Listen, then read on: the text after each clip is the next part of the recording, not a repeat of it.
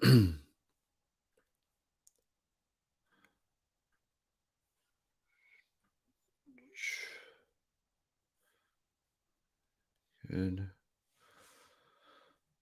You can hear me okay and everything, right?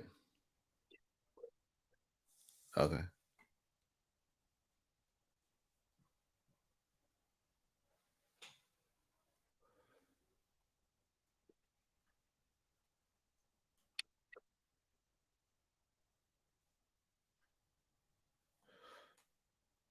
What?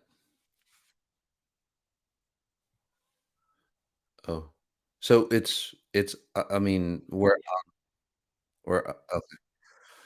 All right, so we're ready to go, right? All right. Hey guys, MoS Sajady here. Welcome. This is an exciting MoS on Sunday because we're going to be talking about XI relationships. What is an XI relationship? What it all means. So we're going to bring on Christine and Jeffrey, Billy. I don't know why I got Jeffrey here. Oh, because it says Jeffrey there. Anyway, and then after that, we're going to be scanning two individuals that I've never scanned before. So you get to see how or what the power of exponential intelligence is about and how fast you can just transform your life.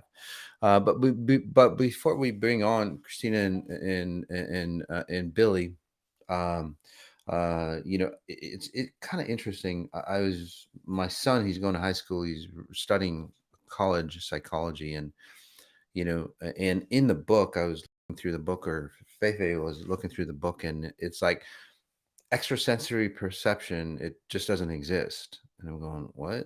It's just weird. It's like a whole chapter on extrasensory perception and all that stuff. And I'm going, God, we do that all the time. I mean, that's what AI is about. We have abilities to sense things, and it shows you how college just literally shuts all that stuff so you don't believe it, so you can believe in maybe other people or other things, easier to control you. But that's a side note. Excited to bring on Billy and again Christine. So let's bring him on, and we'll just jump right in.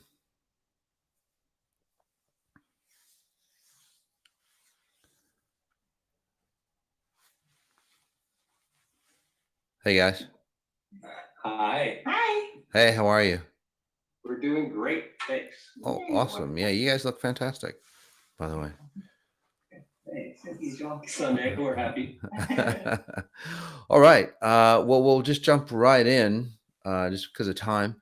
Again, you've been on the XI journey for I don't know how long, well, just tell us your story, how you, and then I'll just jump in and kind of ask you some questions here on how you decided to, or how you. It's not about a decision. It's about how you came to an XI couple, because you guys were dating or seeing each other before, right? Right. Yeah, we were seeing each other 13 years ago, and I left 6 months into it to go to medical school. So Okay. we both went on two different trajectories, and we both ended up on these spiritual paths separate from each other, and then came back together, which Okay. is a pretty cool thing to reunite after being together before. Um, so so you were together. How long were you together? We were together. Well, I chased her for a year before she went out with me. So that's 9 months or so. But we were together for about 6 months, but it sounds like a short period, but it was really serious. We were really serious about it. And she had to leave for medical school. So we knew that was inevitable. I was raising two daughters in La Jolla, California, and I had 70% custody. So it was pretty serious dad too. Yeah. And we had to go our separate paths. And we had a really great sort of phase one of our relationship. And but we were totally different people then. Yeah. We fully, I was on a corporate business trajectory that was all consuming. We were both partying and drinking and having fun. And at serious. We were pretty serious about that actually too. We can tell Tony about that. I literally bought her a bar because she loves to drink. You know, a whole other part of her life too. And then we you know, stayed in touch, but went our separate ways. She practiced medicine in New York City. I had an office there. We really didn't see each other during that period, but I kept chasing her. I kept chasing her. And you know, I ended up getting sober 7 years ago, so I kind of eliminated everyone from my life, and obviously the man who bought me a bar wouldn't be a great person to bring back into my life. Probably not. When I started the XI journey over 4.5 years ago, and we've been together for 3 years now. You know, I was eliminating everything from my life because my identity was so built from everybody in my life, and I needed to really learn to define myself without anybody in it. And so the idea of bringing anybody from the past back into my life was just like a no-go. And somehow you made it back in. And I had done a similar thing. I had pretty much climbed the pinnacle of material wealth, I guess, that American sort of must-have stuff kind of attitude, and you know, numerous houses and cars and boats and all kinds of things, and I wasn't happy, and there was something missing. I was raised Catholic. I was a Christian, still am, and but always gravitated towards Buddhism, and particularly Zen Buddhism. So I read everything, studied everything, and even during my sort of early business life, you know, every motivational speaker you can imagine, I've studied, read, attended, you know, all of that stuff. So I'm a learner, and have been on a really serious spiritual path. Had really separated myself from everybody. Right. We call it monking up. We monked up. I monked up for about 3 years. Just said no to social gatherings and music, concerts, and different things that you know, were normal for me, and just started really getting serious about spirituality. And she was on her own path, and then when we collided again, it was just on. Like, I think it's so important, and for a lot of the people that have done XI to realize that it's so important to do this journey on your own before getting into a couple. The thing about being in a couple is it's a magnifier. So whatever is in you, it's going to magnify you. And we were cracking up going, I can't even believe that we're like an ideal of relationships. I mean, if you the fact that we're on this show is like hilarious. I mean, anyone that knows who I was back in relationships, you obviously can read my patterning. I mean, it's the most far-fetched thing you could ever have imagined. Yeah, that's true. That's super true. And I made every mistake that any guy will make in a relationship, and always tried to learn. But it wasn't really until XI that I started to recognize the patterns of what I was doing. And literally I had some breakthroughs with XI and Kristen's help that like dominoes would fall. I would go like backwards through every relationship and understand that I was doing the same things. Like he would describe, you know, the woman that he was with, and it's like, well, what is it in you that has attracted this consecutive line of, let's just say, insecure women, you know? And so, and all of a sudden he pauses, and it's like the dominoes start falling because he starts seeing his own pattern, you know, and taking that part of, oh, it's not just them, you know, I'm the common denominator in the whole Absolutely. thing. Yeah. I think that's you know, one of the greatest things about XI that I've enjoyed is that it really does allow you to recognize the pattern, your own patterns, and you're in control of those patterns, and it's virtually the only thing you can control. Right. Most people don't control it, but once you can separate yourself from it, recognize it, see it, and you can decide to do it or not. And sometimes I decide I like my patterns, So I keep them. But most times I'm you know, exiting those patterns and trying to get clear of them and recognizing He why. keeps them, and then later on goes, "Oh, it's time to let go." Yeah, that was bad. Yeah. And that's been the really interesting thing about doing this work together is you see the patterns in the other person, and you know, and learning to have neutrality and allow them to go through their own experience versus like I can see it so clearly what's going on with him, but it's not my position to jump in there and you know, I want to go back to when we first got back together, and because I had no idea who MoS Sajady was or XI or anything. I was really into my Christian practice and my my Buddhism and reading the Tao, and you know, I've read everything, the Quran, I've read everything, but really gravitated towards Zen Buddhism and was literally monking up in a place in Santa Monica. And like day one, Kristen goes, "Hey, I do this thing where I meditate at 7:30 in the morning and 7:30 at night." Yeah. And I'm like, okay. And she's like, "So, you know, you're gonna lose me for an hour during those times." I'm like, no, I'm in. I'll try it. And that literally, you know, I was just like, you know, I love her and she loves it. So I'm like, something to share and understand what she's doing. And I just jumped in, literally without any knowledge, research, anything. I still have never been on your website. he was doing autophagy right off the bat. Yeah. So he just literally just jumped in. Yeah, complete. I jumped in. He's pretty advanced. Yeah, it was gnarly. He's doing autophagy from day one. Yeah. And it's, you know, the thing that I love, and this is a testament to the human reset that's coming up, is the human reset. The very first human reset was in November.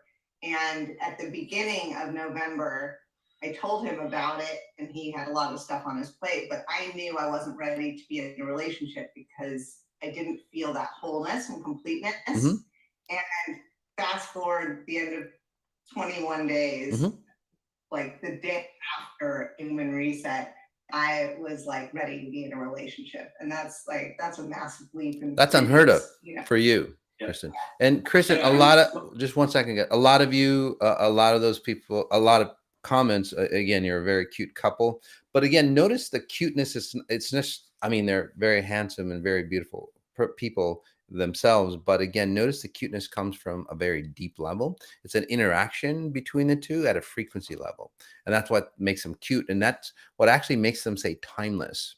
So those are properties of or definitions of an XI couple. You become timeless even when they get older. You know, they'd be like those old couples that'll still be holding hands, you know, and just like having fun with each other. The other thing, people are confused. Christine, yes, Kristen is Sage MD. If you guys are wondering about that, so yes, she.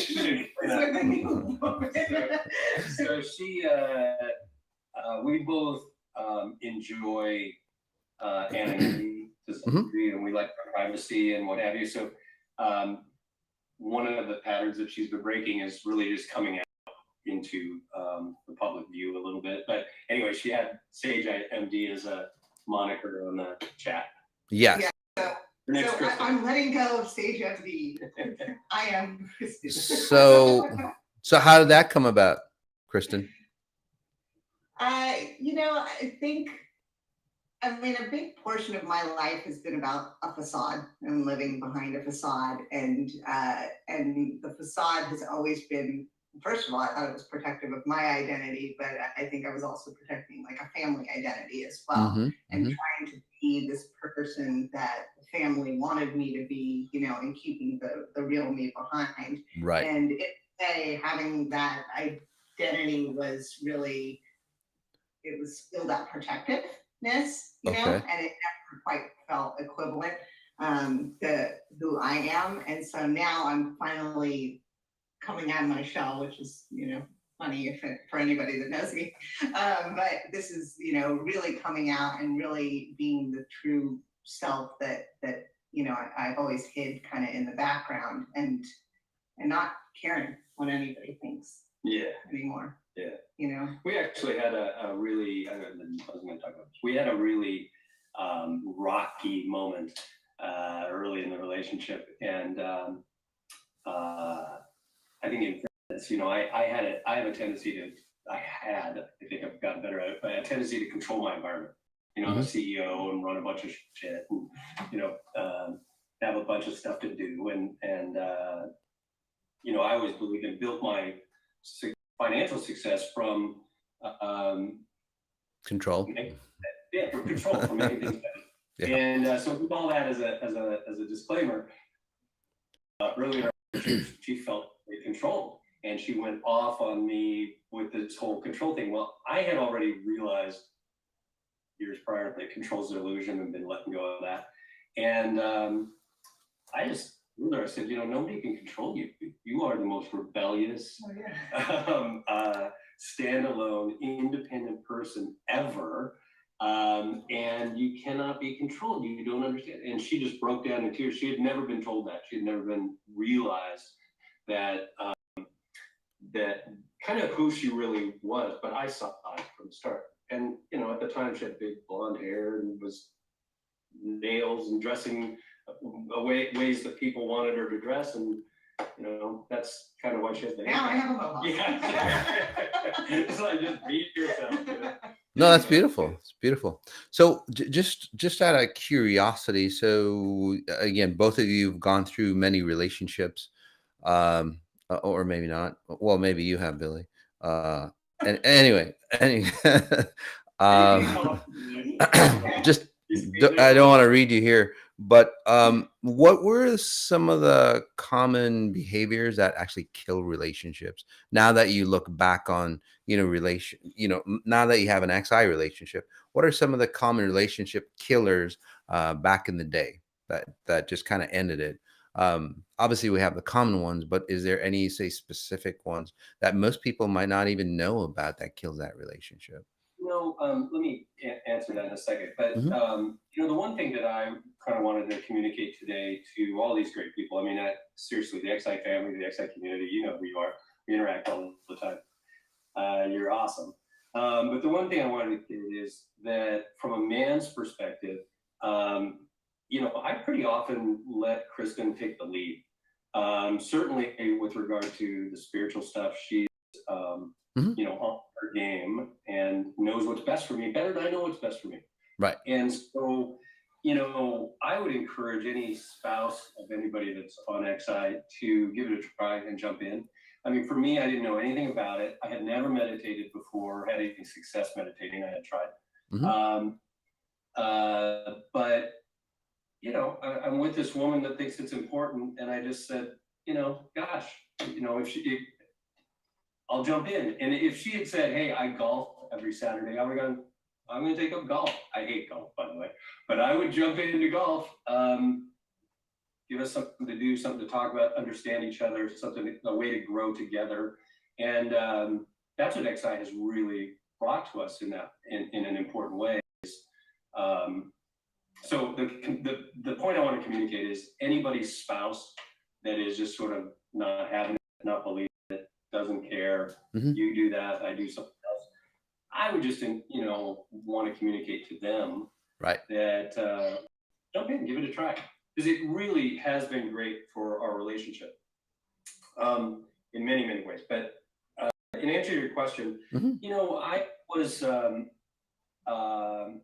I always believed in my own completeness, and was always on a path of growth. I would say I found women that were not growing. I found women that were, serious career women that were focused on the material things. I found women that were, I was in relationships. You had patterns and programs that would attract women. Patterns that of women that were very insecure. I'm a super solid kind of one woman guy, but there was jealousy and these types of things.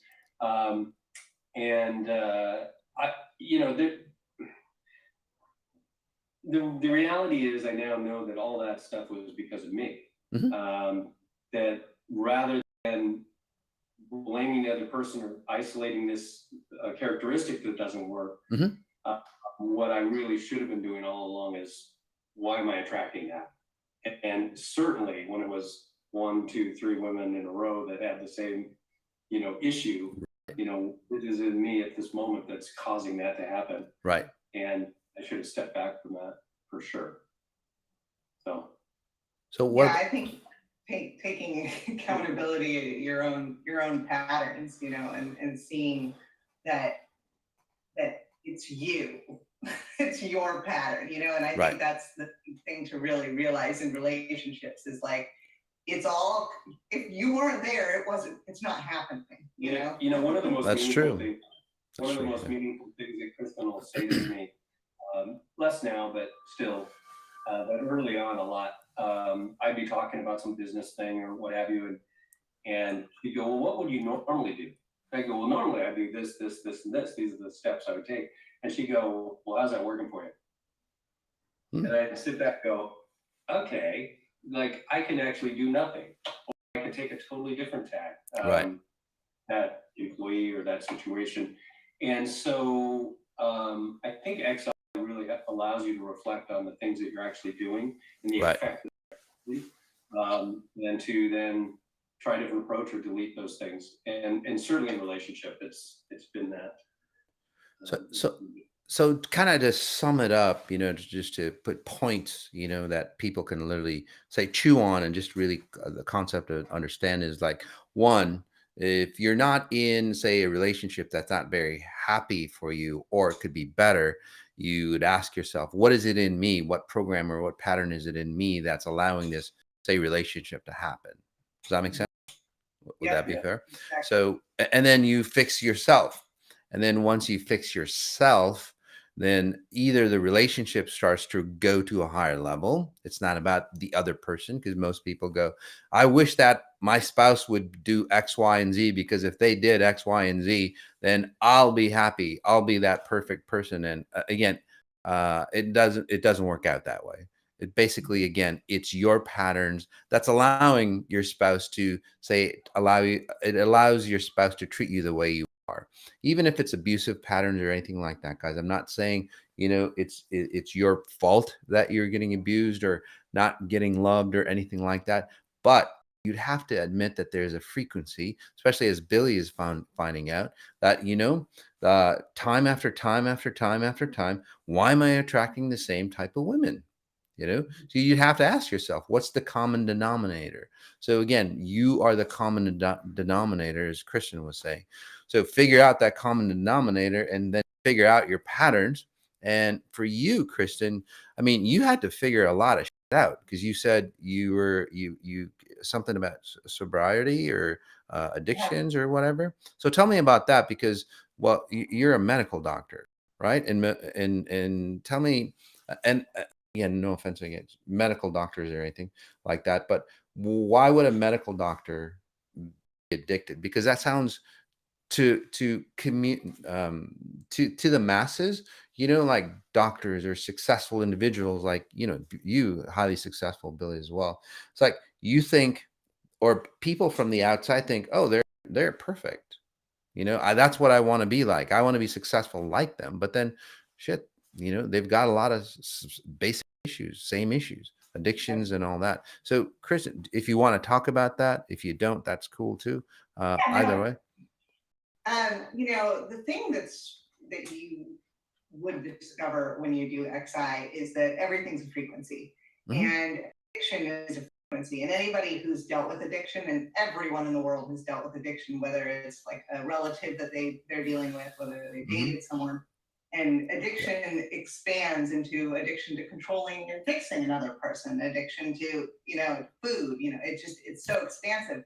Right. So anyone who tried to clear out an addiction realizes that the frequency moves into different avenues, right. And so whether you're not drinking alcohol, now you're addicted to work. Whether you're not, addicted to work, now you're addicted to exercise. And so right. It's like this incurable frequency. Well, even if you're addicted to alcohol and quit alcohol and then get into AA, many people are addicted to the AA. Right. Oh, yeah. You bring up a good Right. point. Yep. Yeah. You And so replace the addiction. Yeah. and that was my whole thing is AA and everything out there for addiction is great, but I'm like, there needs to be an end point. Right. It needs to be curable. And so they've always said it's an incurable thing. And I actually went to medical school because I was just determined to cure alcoholism. Hmm. And, and I did now, And so I actually I came to see you. It was right off the bat, 4.5 years ago. Hmm. And I was 3 years sober at the time. And you read that there was addiction in my lineage, Yes. So it's not like I'm sitting here like as a practicing alcoholic or anything, but you're still able to read that it's in my DNA. And so Yes. that's the point is just because I'm free and recovered and I have no symptomology, Hmm. it's still resonating in my DNA. And so through XI, it actually got pulled out of my DNA. And there's no trace of that frequency in me anymore. And Right. that means it's not moving around from one thing to the next, Hmm. which is absolute freedom. And anybody who's really struggled with addiction just knows that you're never actually free, Right. And I found freedom in that. And Well, let me kind of paraphrase that. You're never actually free until you delete the underlying, say, genetic pattern or frequencies, whatever you want to call it. Again, it might come from lineage, it might start from you, but a lot of addiction patterns do come from a lineage pattern. It's not just you. The addiction series, guys, if you are, that's really fantastic. It literally deletes what I would think would delete that pattern that Kristen was saying.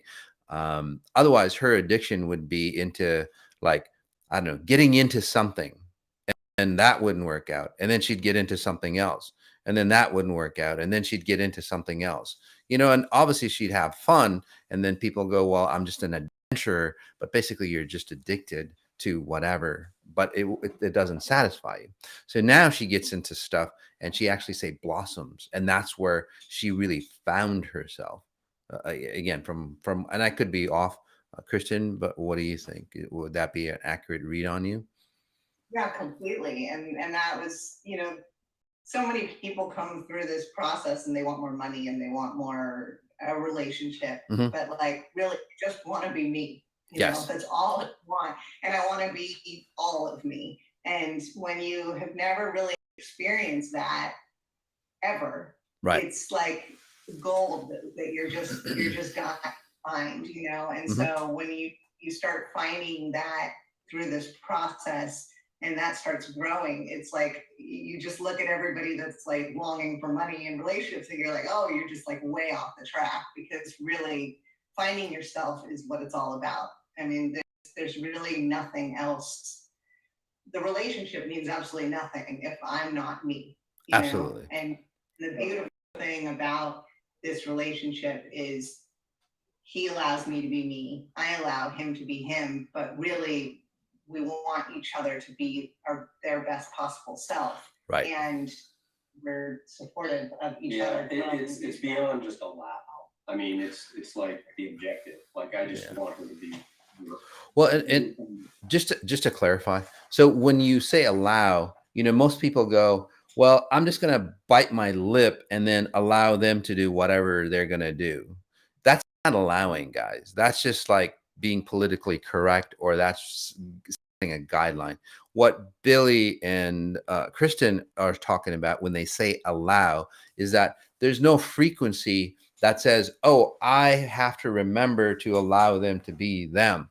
Basically, what they're saying is like, I'm resonating at a frequency that allows them to be them. So you're not psychologically going, hey, you know what, go do whatever you want to do. I'll just bite my lip, or just, just eat it, just take it. And then, that frustration builds up. It's not about that, guys. It's literally a free flow. You are allowing yourself to be you. Okay. You're allowing yourself to be you, and then grow and expand, which actually allows you to allow the other person that's with you to grow and expand. And as you allow yourself and then you allow that other person, again, that's that connection. As you grow and expand, you look at the person that's allowing you to grow and expand. And that's where that love connection comes in. And it's that timeless love connection, by the way. Because when you're connecting with people, that's allowing you just to be you. Again, not like I want people to love me the way I am. It's not that kind of allow. It's basically you're allowing them to see all their faults and all their bullshit and all that stuff that they're running. So, and then it's a loving space where they hold it. And then it's like, oh yeah, I can release this bullshit. Does that make sense to you guys? Would you? Yeah, I think we also pushed each other to be ourselves. We know each other really, really well. So we'll open the door by, sometimes I'll say, who are you? Where are you? Right. And she'll go like, oh, because these programs do come back and they come in and you suddenly find yourself conforming to the other person's idea or some family. And we can recognize when that goes into effect. So it's sort of allow and push each other to be more as individuals. In the beginning, here's a little forewarning to people. In the beginning, like I had a lot of space-time issues. I had a really hard time staying in where I'm supposed to be, and I would kind of slip into other realities and other dimensions, and I would be perceiving things that weren't quite there. That's where addictions come in. Well, that's how you get addicted, because you're actually wanting to be addicted to time or latched on or stuck onto time. But then people think it's alcohol or liquor or sex or whatever it is. So, yep. Go ahead. Right. I knew actually there was an addicted reality, like what it felt like, and I knew what that was from the very first time I had a drink at 15, and I only wanted to be in that reality. So I was highly aware that was what I wanted. That was the version of me that I thought I wanted. But fast forward, so now we're in this relationship, and I mean, I would look at him in the beginning and different men's faces would flash in front of him, and down to even different actors from movies, and I just keep seeing these different people. And then there's that one time I sped off on talking about something that's going to totally happen in the future, and he goes, "Who are you? Where are you?" And I literally saw myself way behind my body, and I reconnected my tailbone and jumped back into my body and was like, whoa. And he watched this whole thing happen. So it's just the craziest things that happen, and because of the relationship, it magnifies those. Yeah, absolutely. And the detox is, gets gnarly sometimes. Well, yeah. So as we wrap up, just to finish up, what Kristen, she's an advanced XI, and what she's talking about actually is she's starting to understand that it's not psychology. It's not trying to change what's in here or your habits or your emotions or your attitudes and all belief systems and all that. It's literally dimensions of time. So she was actually seeing, it's like, oh my God, I'm seeing myself from that point of reference. And it's way off to where I am. Now you can bring that point of reference, if it's a good point of reference, into your, say, current reality, but you can't live from that point of reference. Because if you do, well, relationships don't work out well. Okay. Right. Nothing works out well. And this is where you get addicted. So as we end, and I know it's a great conversation, we could go on, but as we end, any specific advice that you have to people who don't have relationships or people who have relationships? Anything specific that comes to mind? First of all, I highly recommend for people that are in and out of relationships to do the singles event. I forget what it's called, soulmate event maybe, and the relationship event. Both of those are phenomenal. And the relationship lecture that you did, where you talk about the relationship sphere, I think it really helps to understand the actual, because relationships can sound as woo-woo as spirituality, right. And Absolutely. I want a relationship, but really there's a physics, and there's a whole thing that goes on, and really, when you can understand like perception and what's going on with these filters, you handle the core issue, which is you, you know, before bringing somebody else into this whole thing, because the relationship will magnify everything that's going on in you. And so if you can just think about the problems that you're dealing with right now, and then you go, oh, I want a relationship. Well, just know those problems are going to get magnified. So do you want to deal with them on your own first, you know, or do you want to deal with it with the vulnerability of doing that in front of somebody? And it is beautiful to do it with somebody else, you know, when you can keep that separate and be like, okay, that's them going through it and that's me through it. But it does take an advanced level of awareness to be able to not get pulled into each other's distortions, which, you know. But I was a monk for 3 years. I mean, I didn't, you know, I just was a monk, absolutely isolated myself for 3 years. And you have to do the work alone, I think. You really have to do the work alone and get yourself whole. And then the relationship happens. It just have faith that the right person will come along at the right time. But as everybody knows that's been involved with XI, you know, suddenly you friends start exiting, and people that aren't in your same, that aren't good for you, or have patterns that you're recognizing, you know, you start isolating yourself. It's part of the process. And frankly, it's part of the process of a lot of practices in Buddhism, etc. But if you do the work alone, you know, person by person will come along. Absolutely. You do it alone, and then, I mean, I'm a big advocate of being able to do this work with your partner too. You know, and I understand a lot of maybe resistance, like in, you know, I know a lot of women would like their men to go along on this journey. And at least for me, I know that I'm ascending at a really fast rate. And if anybody is going to be with me, like they need to be transforming at that level, because I'm not going to slow down for anybody. Yeah, you can't. Know? You can't. Exactly. So yeah. So Billy, I mean, you went from literally high successful corporate CEO in the music industry, by the way, and then all the way back to, say, being a monk. And then none of that stuff worked out because, again, it didn't allow you to really find yourself until you found XI. And then once you found your XI, you know, you found yourself, and then you basically found each other. Right. And people are actually wondering, guys, how long have you been an XI couple? 3 years. Every day of this next stage of our 1,000th day relationship. Yeah. Monthly, 1,000th day anniversary of a month or so. November. That's so sweet.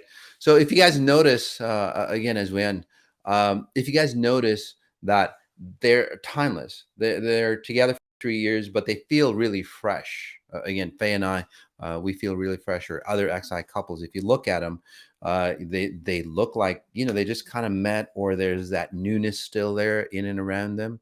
Right? That's because they're in that timeless realm. When they get together, they start to create a timeless realm, timeless bubble within themselves. And this is also, it allows you to stay younger, be more vibrant. This is where sensuality, sexuality continues on, because again, you're not in that moment of time. And that's where, again, the sex, where psychologists go after a certain year, you know, after year, whatever, you know, 2 or 3, you know, your hormones go down. And that's all bullshit. That's all bullshit, guys. If you're in that timeless space, you're actually, those hormones actually say elevate and escalate, because you find more and more of each other that you want to just, well, you know, love. And every day, like with Faye, you know, you see more and more things that it's like, wow, that's a new version of herself. It's like, wow, I didn't think it could get any better. And then you love her more. Same thing with your kids, you know, if they're, you know, that practice, you get to see more and more the newer version, and that newer version never goes away, right? It never goes away, because there's another newer version coming up. And that's where, again, it feels timeless, or time stops. That's where real, you know, when you see somebody and go, wow, I saw you. And it's like, damn, my heart stopped, or time stopped on me. That's what you're actually seeing. You're seeing themselves, because as you're seeing, say, progression in newer versions, time is is like literally feels like it stops when you're together. It's a beginner's mind. Yeah, You have it's crazy. and everything fresh, and as a couple, we're growing independently and together every day, and paying attention to it in every way, everything we eat and the things that we do and the way that we enjoy nature, and but it's all with that fresh new experience, beginner's mind. I will say, just for everybody to have hope for their future relationship. If I can do it, they can. But I saw MoS and Faye in Sedona in March of 2019 and saw the love and the timeless relationship between them. And I've never seen, it's the ideal, and I saw that, and I was never interested in a relationship because I had such a bad view of they were. And so when I saw you two, I said, if I'm going to be in a relationship, that's what it's going to be. And so that was in March of 2019, and end of November 2019, we got back together. So that's so nice. And you see the ideal that you would like to pattern off of. The pattern's already there. It's already created in consciousness. It is a possibility, Yes. And so if you do the work, it's all possible. And all I have to do is be like a NASCAR race car, just draft behind her. There you go. Really, you know what I mean? I just absolutely get in the draft, and actually two cars in that circumstance move faster than just one. So, I let her lead on the journey and pay attention. She often says, do this, pay attention to this meta healing, this, and I'll go, yeah. And I know it's great for me. Sometimes I do it, sometimes I don't, but it's always the right thing for me. I wanted to mention the 13 Ways also. I thought that was an amazing series. That was and that helped. And I also want to mention that the addiction series has been mentioned. I listened to the addiction series, never thought I was addicted to anything. Realized through that series, I'm the most OCD motherfucker there is. And I have all these addictions to my little things that have to be a certain way or whatever. And it really, really helped me. I was totally surprised because I went into it just to support. And I figure I go from you anytime and every time.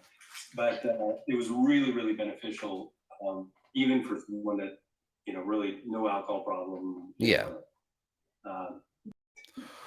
Well, guys, thank you so much for being here. And again, we could talk for hours and hours, and people are loving you guys both. One of the bigger things too, I want to say is that, Billy says, let the woman lead. There's times that obviously Billy leads. So, it's a change off. It's an exchange. It's a total exchange. So again, guys, thanks for being on the show. You mentioned a lot of good programs out there. Hopefully the team got that. The addiction series, the 13 Ways. We could put those links up. The multi-sphere on relationships and so on. So all those are out there for you guys. And if you can't find it, if the team's not putting it on there, hopefully they will. You can find it on the website or just contact customers. Again, guys, thanks for being on the show. We got to move on. We've got two individuals that I will be scanning just to show you how powerful, say, XI can be, how powerfully transformative, say, XI can be for you. Okay. Once you understand your patterns or the frequencies behind, you could literally change like that. So, again, Billy, I was going to call you Sage. Christine, thanks for being on the show. All right. Take care, guys. Thank you. Yep. All right, guys. Again, beautiful couple, right? And if you saw, unlike any other, say, couple, no matter, they're teaching relationships and so on like that, right? About relationships, and you can see the tension in between them, right? You can see the couple or the tension in between, relationships, like between, I don't know, who's those, famous movie stars, you think they'd have the perfect relationship because they have got the perfect life, right? They've got the beauty, they've got the looks, the fortune and the fame, and you look at them and it's like shit, they look cute together, but again, very separate, right? But again, the frequencies between the two of them are really fantastic, and it gets better and better and better, like I said. So that is a definition of an XI relationship, and we want to see more and more XI couples coming up. Again, and that's showing up. A lot of women out there. There's more women practicing XI. So hopefully, having Billy on the scene gets more and more guys getting into XI and understanding the concept of what XI is really about. All right, so let's bring on our first guest here, where I can scan them. I'm not exactly sure who that is. Let me just see. Hi. Hi, How are you, hon? I'm good. How are you? I'm doing really well, thank you. All right, so what's your name? Ziba. Ziba. Wow, beautiful. So Ziba, how much XI have you done? Um, I've done one series with you. one series, like what? Like one 18 days or something? yeah. Oh, the 18-day meditation. Oh, that's awesome. So even through the 18 days, and again, if there's anything specific, but I'll just scan you for it. If there's anything specific, just let me know. But even from, say, just doing the 18 days, you actually took back control of your life. Because back in the day, people would, like, say, push you around, so to speak. You wouldn't call it pushing you around. You would just go, well, just because I love them, I'm going to do X, Y, and Z, and I'll lose myself, lose my identity, just to love them or to appease them. Does that make sense? That's the kind of pattern you run, especially like in intimate relationships. 1, 2, 3, 3 of them. 1, 2, 2. Yeah, 3 relationships that you've had, from what I'm seeing, and they're all kind of like similar. It gets worse and worse.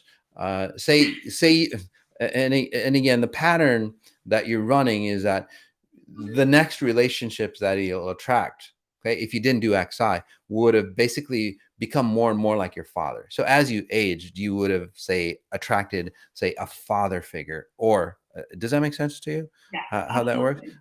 More disciplinarian, and then you become the little girl in the relationship, because that's, and then this is where you don't feel feminine, you don't feel like a woman, you don't feel sensual, because you can't feel sensual, because literally when you're in a relationship and it goes deeper and deeper, or as you fall in love, like Kristen was saying, it magnifies all the weaknesses that you are. So the more you fall in love, basically what will happen is that the more you become a little girl. And then that's where it starts to, say, separate. And that's why, and that's why relationships really don't work out. So does that make sense so far? Yeah, absolutely. Okay. So I'm just talking about relationships, but this pattern runs, I'm sorry, what's your Ziba? Yeah. So this pattern runs in all aspects of her life. When she's having a relationship with herself, talking to herself, she's always, say, minimizing herself. So what does that do to her career and her potential? Ziba, you look young, so you can say how old you are, or you don't have to. Yeah. So you'll always, which the good thing about practicing XI is that the youthfulness that you have, and again, you said you're 25, but you actually 29. Okay. Okay. You're 29. You actually feel like you're in your early 20s to me. I've heard that from many people, which is funny. Because again, it stunts you. And this is where, like I said, when you get into a serious relationship, that difference shows through. So again, relationships, success, happiness, joy, anything that, say, is there to expand you, again, magnifies the weaknesses that you are. It's not God's way of teasing you or destroying you or anything like that. It literally is about you understanding that if you want to go to that next level, this is the weaknesses that you have to work on, or this is the garbage that you have to let go of. So take a deep breath in, hon. So in the 18 days, again, the first 18 days, you're finding more and more of yourself. you're coming into more of who you are versus what your say, I want to say your father's expectations. Could be your mom. I'm just seeing a masculine figure that you always had to say please or degrade yourself. Does that make sense to you? There's some sort of degradation happening, and you can share the experience if you want. Um, but does that make sense? I don't know if you want to Yeah. explain it more on that. It'll probably help you out, especially when you're younger. This is where, again, maybe in the family pattern, women weren't, say, strongly, say, held or recognized or basically diminished just because you're a woman. And then the family paradigm or the family pattern, say, dictates that that's the way it is. You're a young girl and you go, why am I being diminished? I guess that's just the way life is. And then you run your pattern of, again, like, say, stopping yourself or or again allowing other people to, say, take over your life. So do you have any questions? Curious if you have any advice to kind of Yes. step out of that patterning. Yep. So what I'm helping you with, and as I've been talking, not just to Ziba, but what's, everybody that's similar to her patterns, and we can all learn, but people who are very similar, removing that identity, especially for women, and it's the same thing for men as well, just a little bit different frequency, about allowing, say, you to be shortchanging yourself or minimizing yourself to please others. That's that natural pattern that you're running. So now, again, through the 18 days, what I'm helping you with in this mini session here is allowing you to go, wait a second. You're going to look at yourself and go, wait, I'm just as good as them. I'm just as smart as them. For you, Ziba, you'd probably go, damn, I should have listened to my own judgment rather than going, no, I'd rather let them do it because I think they're smarter or they know better. So a lot of that stuff's going to come back to you. You're going to take control of yourself, of your life. You're not going to, if people say something to you, you're not just going to say, take it and go, well, okay. I guess that's the way it is. You're going to go, hey, the way you are, you'll find, say, your niche on, say, hey, let's figure out, say, a middle way or a better version of the solutions. Does that make sense to you? Yeah. So that's happening already for you. So just take that lead. So you're asking for, what can you do? Well, take the lead that's already coming into your higher self. So follow your intuition more. Your intuition is more accurate than ever. It's pushing you towards, if you've noticed that you're getting pushed towards experiences or circumstances that is allowing you to open and expand yourself. Does that make sense to you? Okay. Sure. So Sure. that's not just happenstance, or that's just not random. It's just literally as you open or expand or understand who you are, what will happen is that you'll attract situations that'll propel that or perpetuate that for you. So you'll grow from an 18, 19-year-old to a strong 29-year-old. And then from there, men will look at you not as a young girl or a plaything or anything like that, but a solid woman. And you'll know that right off the bat. Career-wise, you'll have a definite, say, direction on where to go.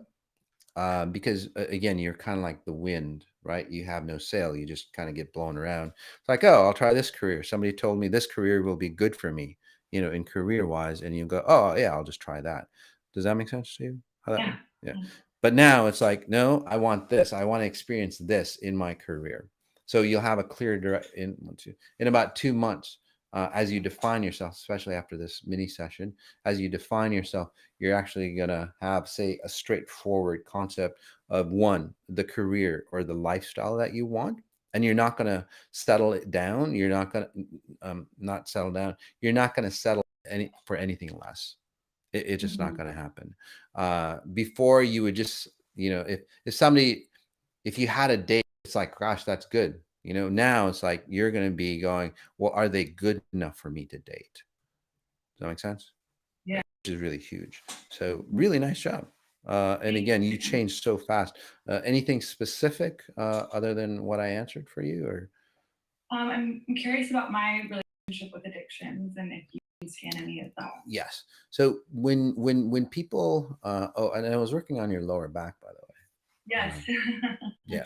So I Yeah. forgot to mention that your lower back is your mom's pattern. So you try to please your dad, and then you carry the burdens of your mom, and that's like in the hip section, your lower Yeah. back section.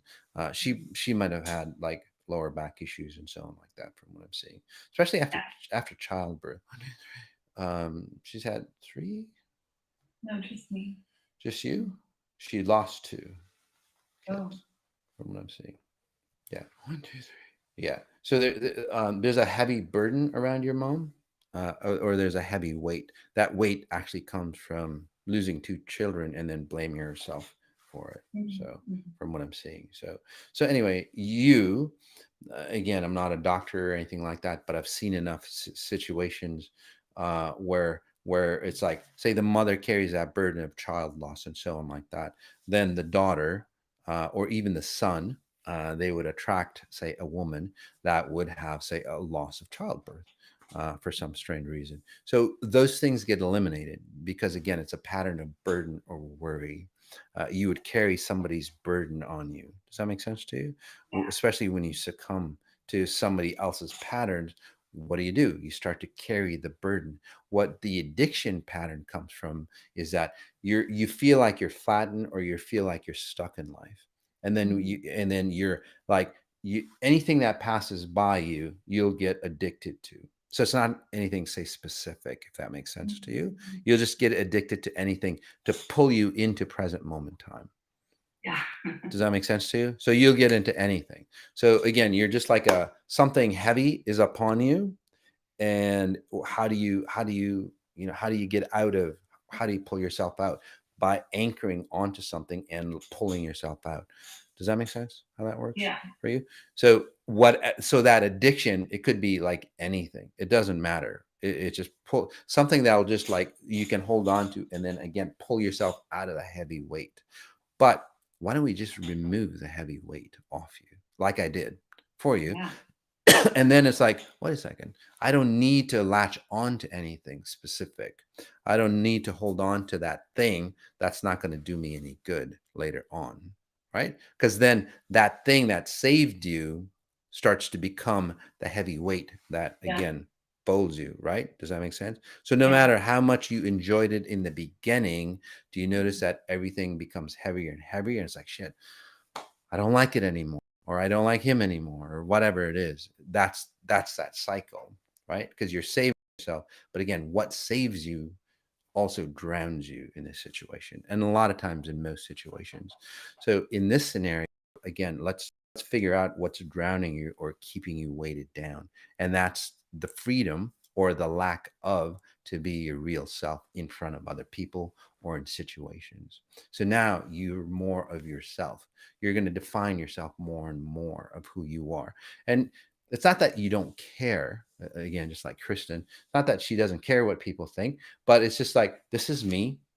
And if they don't like me, it's fine. There's plenty of other people that like me. Same thing with you. It's like, you know what? I'm happy just being myself. And then when you're really yourself, you'll find that people will just naturally gravitate towards you, because it's like, shit, they know who they are. They don't care about, pleasing others. They just care about being themselves. It's like, I'm going to get more, and that's what people are looking for nowadays. People who are like more of themselves, and then they go, I can be myself. And this is where, again, jealousy, prejudice, and all that stuff starts to disappear, by the way. Not that you're prejudiced or anything like that, but that's just an extension. Take a breath in again, hon. So that's where you are. So the next phase for you, again, I would do, again, the human reset coming up for you, because that'll really, say, redefine. I don't know what you look like, physical form, body wise, and so on. Again, you're youthful. I'm sure you look great and all that. But the key is that it's not your body. So it feels like you're uncomfortable in your body. Does that make sense to you? Boy. Yeah. Yeah. So, Yeah. and a lot of women are like that. They might have this perfect body, and it's like I feel uncomfortable. It's not your body. That's why it's a frequency, and you have, say, a patterning of your father in you as well. So you have, again, you're beautiful, but you have this, say, masculine feel to you, if that makes sense to you. So you'll start to become a strong female, because sometimes you use your father's, say, knowledge or intelligence or whatever to become successful, or you think it's a man's world out there. And again, that's how women lose themselves. So in this scenario, it's like, wait a second, I'm a strong woman. Strong women are successful. Again, in their own version, they don't lose their identity to become a man, to become successful. And that's what I was saying. In the next few months for you, a lot of great changes will happen for you, by the way, from what I'm seeing. Because once you get it, that addiction pattern that you talked about, again, reaching out, you're going to be addicted to a better version of yourself. And that's what you're going to be latching on to. And that you can be addicted to, and you'll never have to let it go.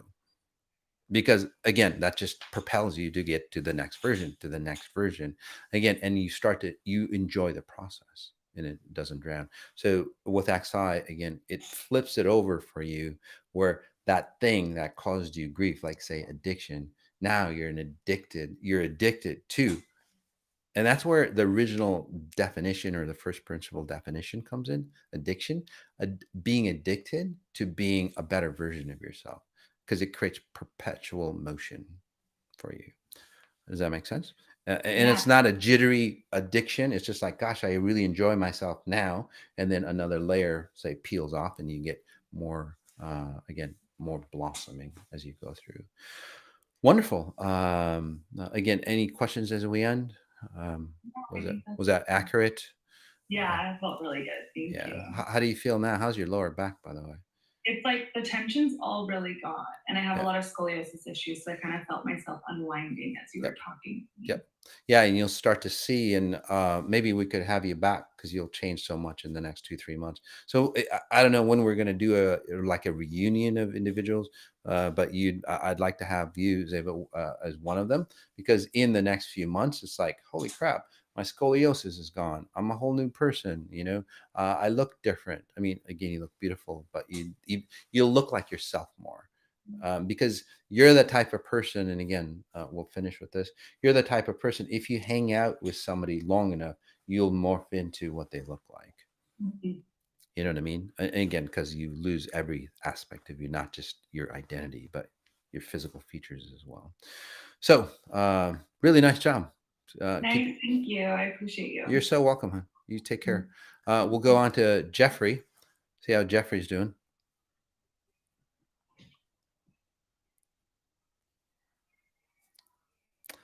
Hey, Jeffrey, how are you? There you are. You'd have to unmute yourself, buddy. Hi, how does that work? Perfect. Perfect. Yeah. So tell me your experience with XI. My friend introduced me to it, and we talked about it for a while, and I was a little bit weary about the frequency thing and how that could work. And I was really having some issues with personal boundaries that I felt you could look at, and also self-worth, and for me, which is a huge thing. I see the self-worth a lot, especially from females. There's no value in you, and I'll see where that comes from. But take a deep breath in. Do you have gut issues, stomach issues? Yeah, I think so. Oh, yeah. It's always been at bay, but generally. Yeah, it's just like, and it's the upper gut, but I'm not a doctor or anything. So, but what I'm seeing, it's the upper gut type issue for you, and then your lower gut starts to mess up. From what I'm seeing, you hold on to an identity or a lot of fear in that upper portion of yourself, Jeffrey. If that makes sense to you, and that comes from a childhood pattern, though. It's like when you're a young kid, I see you maybe 4, 5, 6, just holding on to a lot of fear here. If that makes sense, almost gut-wrenching fear. Hence gut-wrenching fear. Does that make sense for you? And then was there? It's almost like your mom would push you away, but you needed her love. Well, I was adopted, so definitely I've looked all through that, and there is a pattern of me feeling like I need my mom, but I can't. I'm too afraid to go close into a relationship. Okay. Yeah. So if you're adopted, again, for whatever reason, your mom, set you up for adoption.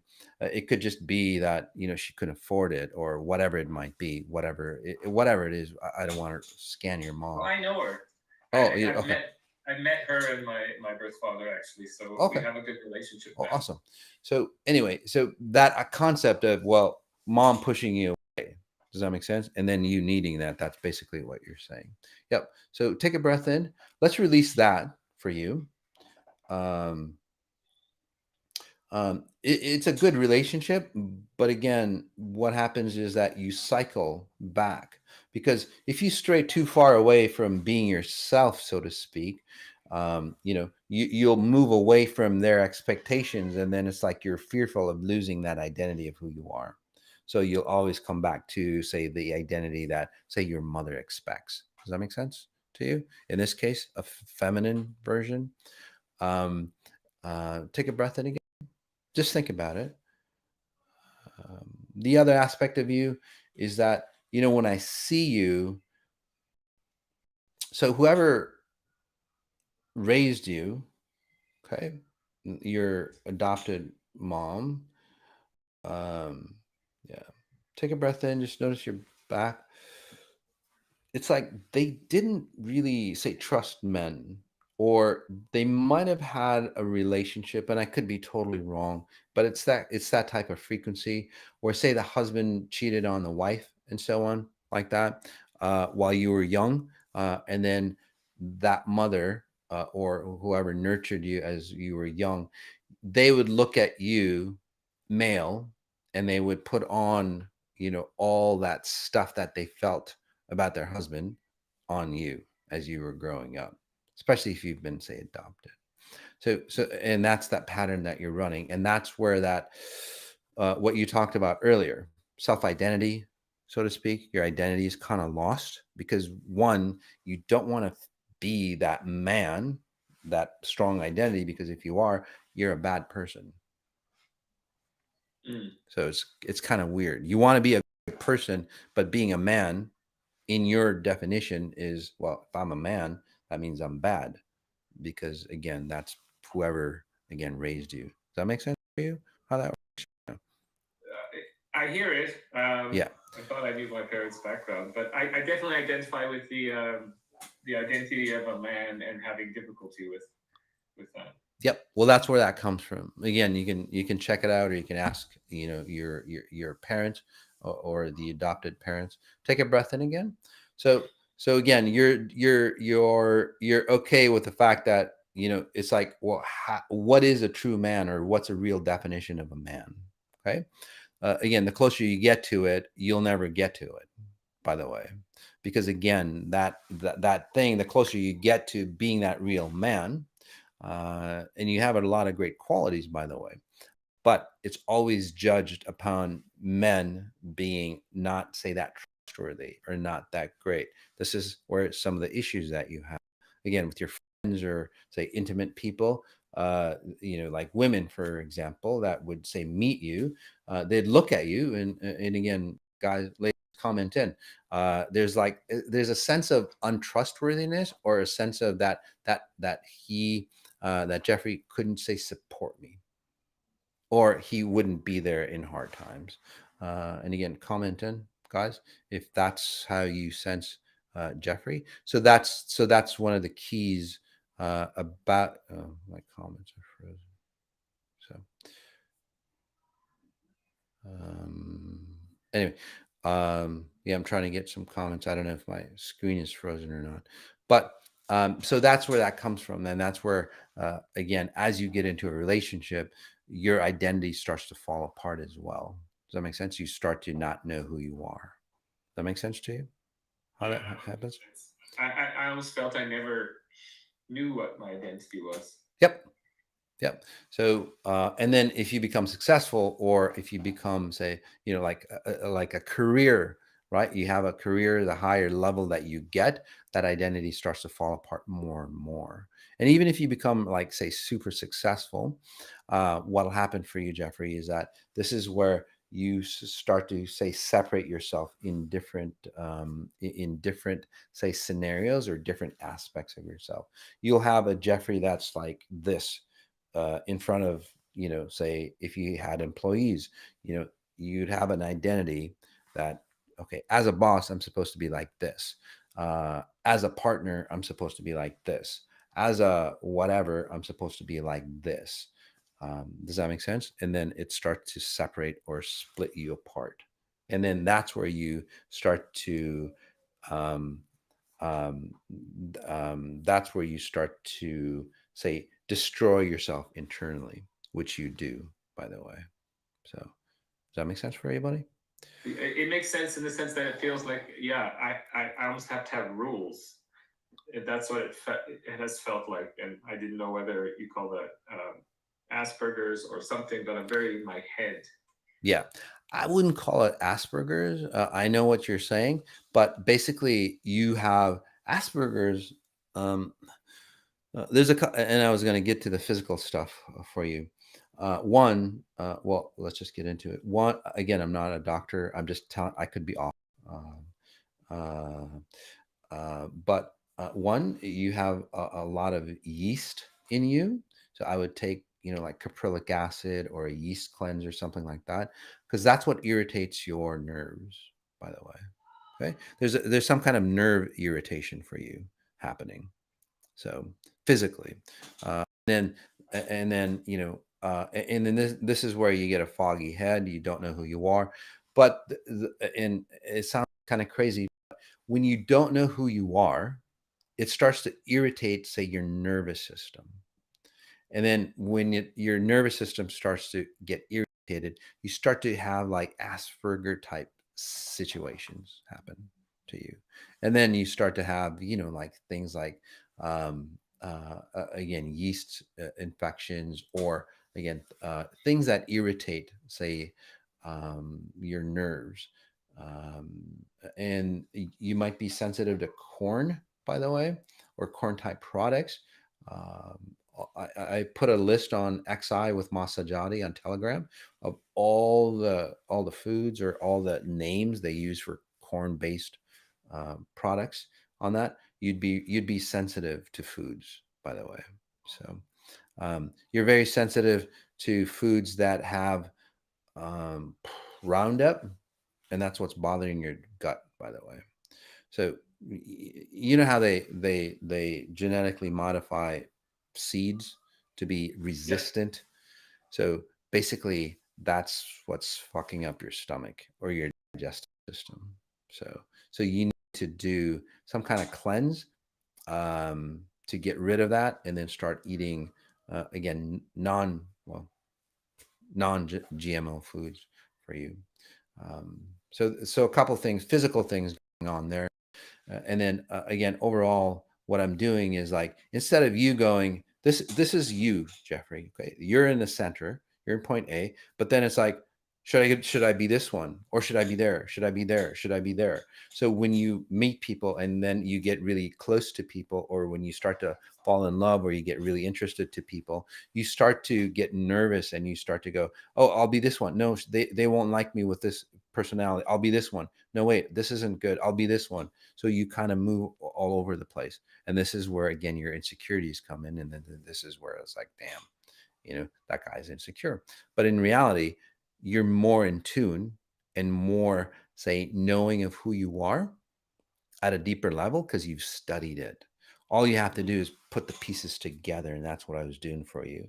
So in a very short time, you'll be more secure than ever. You'll just take, say, aspects. Obviously you need a little more work, like another 18 days, or maybe even the total human reset, but you'll pull the aspects of your best self of all these versions that you've created of yourself into one version of yourself. And that's where you feel solid. And that's where you have your own identity. And that's where you don't, say, shift or move around. Does that make sense to you? Yeah, it makes sense. Yeah. And I know you're questioning, it's like, well, how does that work? Because again, you've always tried to control here, which is totally okay. But you'll see things just kind of open up for you, or things kind of awaken for you. And that's where things will start to change. Even now, you'll start to see things more and more, say, relaxed or more in the flow, so to speak. Do you have any questions, by the way? Yeah, but around this anxiety, it felt like early in this year that I would call it, it came into my body. I always seem to feel outside, but I thought it was okay. And it's been really horrible this year after the war in Ukraine started, because I'm in Poland here. Okay. Yep. So again, the anxiety, or it's not just, the war in Poland, or wherever. It's the world is changing. A lot of people are anxious, again, and one of the reasons why is that a lot of people, and specifically you don't have a clear identity of who you are. And as time and space start to change, it becomes clear that you don't know who you are. So you're trying to find yourself.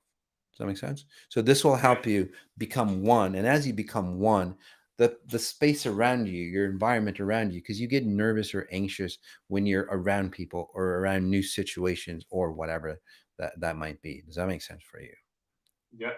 Yep. So that's why. I mean, now, it used to be I was just curious and it seemed like very youthful. Yep. So before you were trying to find yourself, and that's was, it was, say, youthful or cool and everything. But now it's like there's too many of you.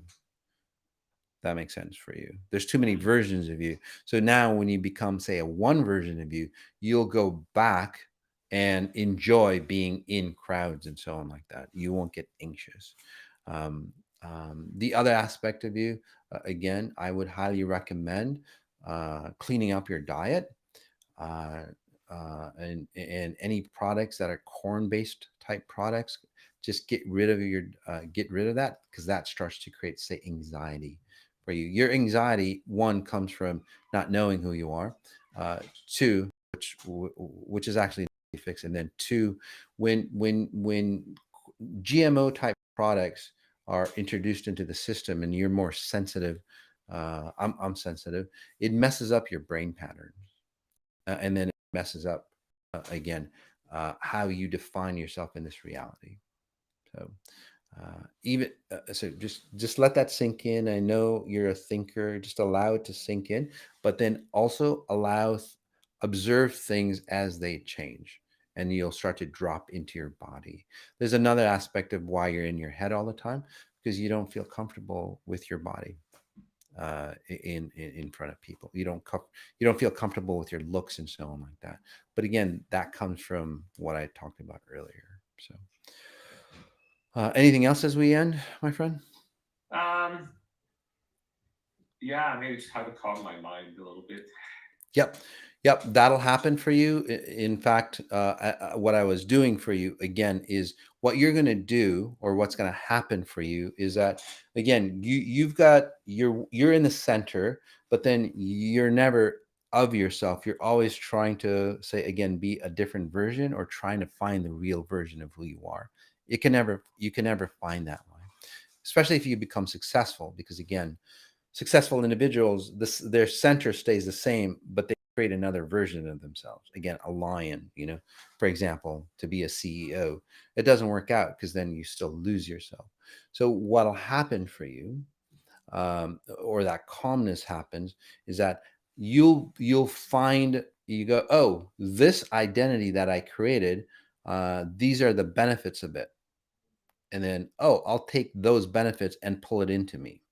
And then you'll switch over. So you'll actually start to see different, say, personalities or different versions of yourself that you are. That's the first step for you. You'll literally see, oh, I just turned into this person. Again, you'll start to really see that first. And then it's like, well, I like this part of me. I don't like this aspect of it. But what happened is that you'll copy that identity over into you. And then eventually, I see like 11 identities that you've created around you. You don't have multiple personalities, but just different identities of who you would want it to be. And then again, it morphs into one strong identity. Okay. Will that help me find my more true calling then? Oh, absolutely. Because you're singular. Yeah, because that's been a tough one for me. Of course, you've got 12, say you've got 12 personalities, or not personalities, 12 different identities. So you would have 12 different true callings. Again, once you absorb or consolidate into a one version of yourself, your whatever issue that you said that you have Asperger's or whatever, that's I don't believe that you have that. It's just a deterioration of nerves or irritation of nerves. Yes, once you become singular, your true calling will come forth for you, and you'll actually feel solid within your body. So you can actually, and again, you might not see it because again, you're always in your head, you're always like defensive, but you can actually start to see yourself more linear. And again, guys, comment in if you see him more linear or more. Before all you saw was his face. Does that make sense? Because he's always projecting out of that identity. But now you're seeing more of himself coming through, which again will create more singularity. So, yeah, people are telling me that.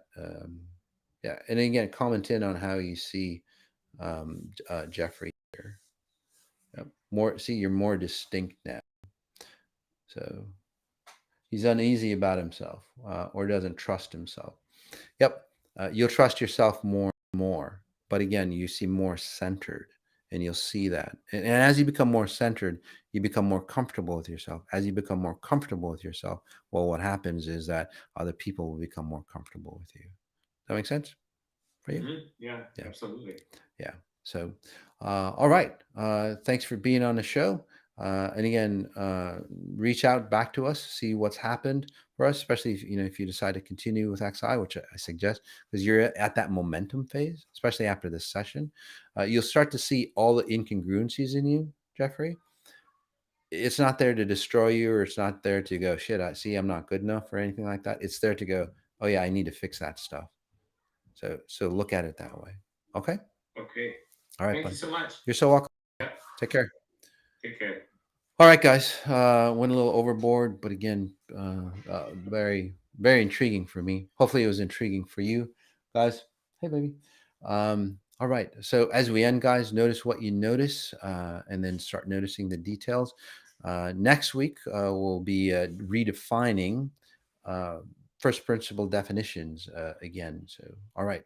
Again, notice what you notice, and then notice the details. By the way, if you really need to know what something is, a first principle definition of whatever it might be, like appreciation or say addiction or whatever that might be, comment in, and I'll give you the XI definition of what those meanings are there for and how to benefit from them. All right, guys. Peace. Bye bye.